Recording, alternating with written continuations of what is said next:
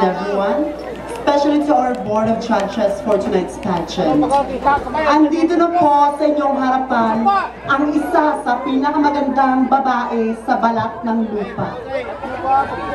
Ang babaeng bawal hawakan, baka di mabitawan, bawal titigan, baka di mapigilan, malakit sa tingin, masarap sa tikin. Ako po ang babaeng lumunok ng puting bato at sumigaw ng darna.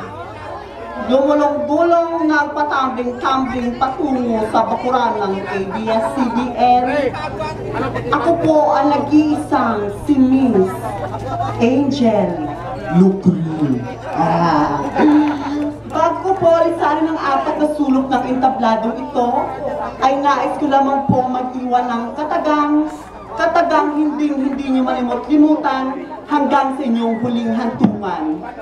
Kung kami man po ay tinuguri ang babaeng may lawit, pasintabi lamang po sa mga kalalakihan, andito ngayon nanunood.